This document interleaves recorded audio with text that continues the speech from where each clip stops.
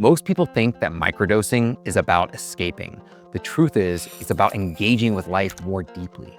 I'm Seth Marcus, and I help high performers rewire and create their best lives using proven practices, mindful techniques, and with the support of psychedelic microdosing. This is your complete beginner's guide to mindful microdosing practices.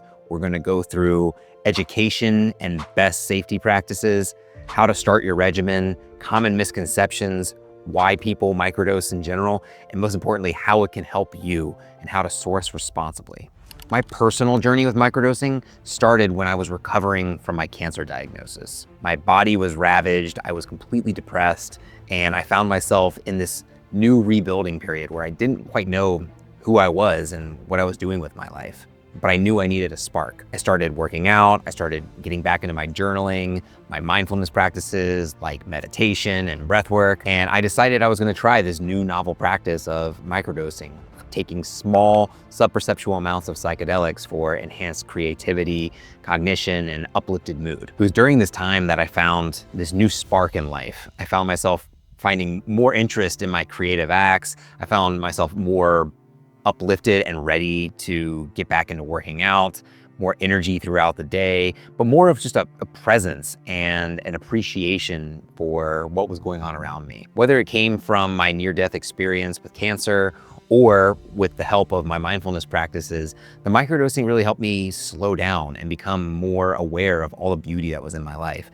and all that I wanted to create in my future. As I rebuilt my body and started to rebuild my lifestyle, I decided to become certified as a coach. And it was during that time that I realized the power of microdosing with intentional practices and direct support. And that's what led me to create the MindMill, the microdosing journal, the courses, and the one-on-one coaching programs that I do today. Microdosing has helped me stay the course of my workout practices and my meditation.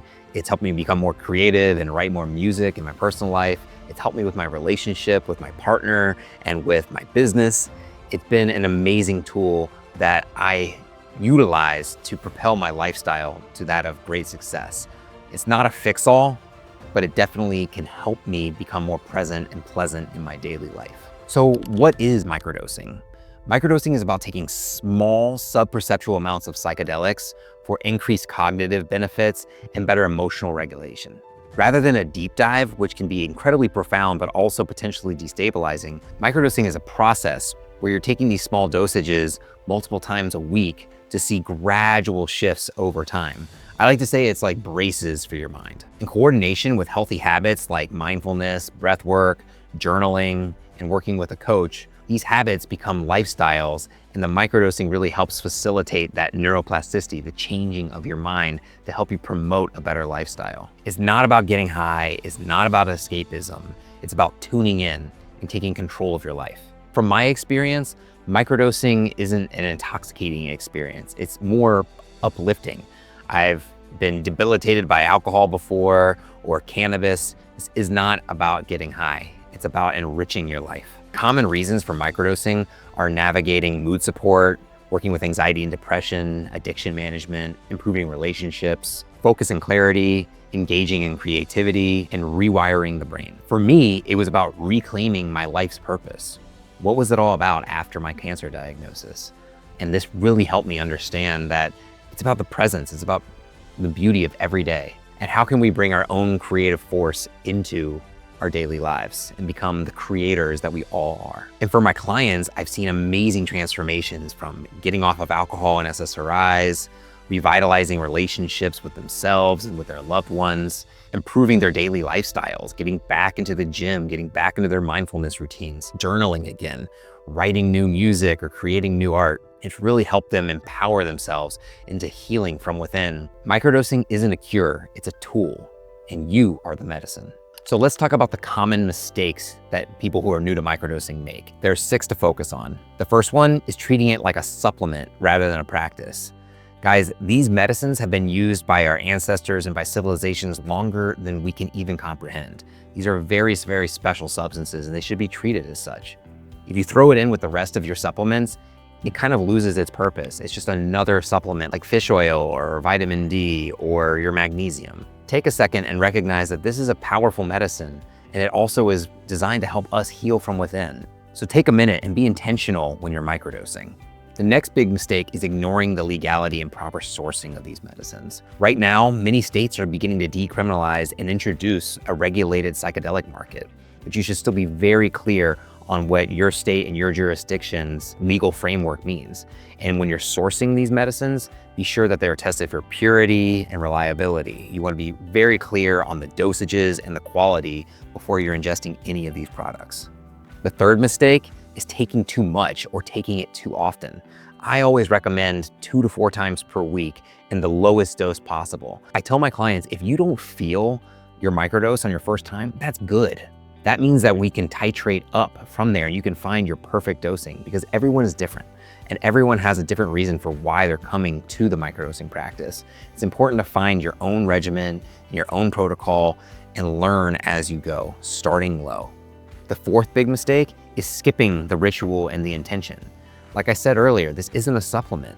It's a chance for us to really embrace our own inner healing. So take a minute and set an intention. Maybe close your phone or get out in the nature. Take a minute, take a few breaths, get your feet on the ground, your face in the sun, and set an intention for why you are microdosing in the first place. You'll be amazed at the power of an intentional thought. The fifth mistake is not tracking your progress. That's why I created the microdosing journal. It's because we have these goals and we have these reflections, but yet if we don't have a place to keep them and to maybe read back and understand how we're evolving with this practice, then we lose so much of the magic. And we find ourselves on this emotional stock ticker of, oh, today's good, or the morning was good, but then the afternoon was bad. Or guys, we are 3-dimensional beings, and this is such a 3-dimensional evolving practice. Guys, when we state our goals, when we track our progress, and when we reflect on our journey, then we can see the magic unfolding in real time and be able to course correct or reflect and really appreciate the practice for what it is. And the sixth major mistake is doing it alone without support. Guys, this is new, this is novel. And even though it's an incredibly safe practice, it's important to work with professionals like therapists, consulting your doctors, or working with trained coaches that can help you with the education to get started and with support along the way to implement those habits into lifestyle practices so that you can see the massive benefits that microdosing can help you with. Microdosing works best when you combine it with intentions, reflections, and support. If you've ever thought about skipping that part, that probably means you need it the most. So how do we start microdosing? How do we build our first protocol?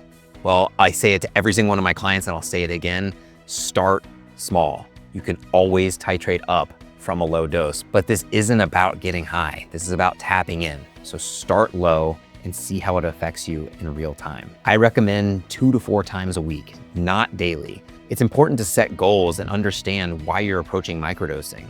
If you're approaching it for work, focus, and clarity, then maybe it's good to take your microdose more in the morning or around lunchtime in order to get some of that active time while you're in your work mode, while others will take it later in the day for more emotional support and getting into their creative endeavors after work. Even some take it in the evening to improve with lucid dreaming or better sleep quality. It's important to recognize where you're coming from and set clear goals so that your protocol surrounds that. Always include rest days. This is the best way to keep your dosages stable and to prevent any sort of habituation or reliance on the substance. Psychedelics are not physically addictive, but anything can become a habit if you're not treating it intentionally. And most importantly, when you're looking at mindful microdosing, pair your microdosing with rituals, breath work, journaling, setting goals, reoccurring practices, spending time with family. When you fill your calendar with things that lift you up and fulfill your life and avoid those negative habits like snacking and doom scrolling and the things that are tearing you down, you begin to build a new lifestyle.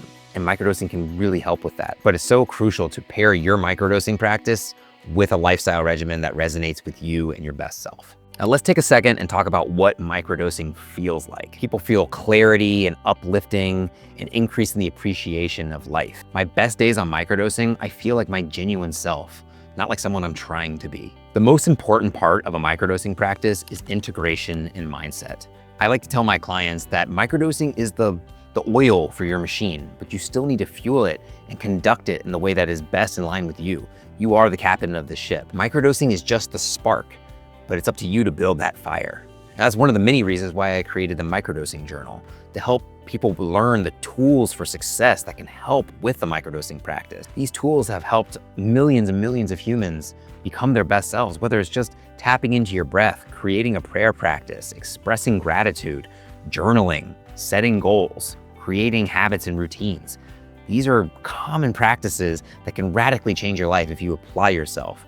So integration, mindset, this is what makes the program work. So no matter how you choose to show up to your microdosing practice, do it with intention.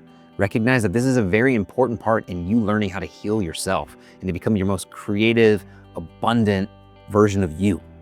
Guys, I hope you enjoyed this video on the introduction to mindful microdosing. If you're curious about diving deeper or learning more, I'd love to connect with you. Drop a comment in the video. Please subscribe. It helps us get this word out about the psychedelic renaissance. And if you're interested in our journals, courses, or coaching, we'd love to work with you. This is Seth Marcus from the MindMill, and until next time.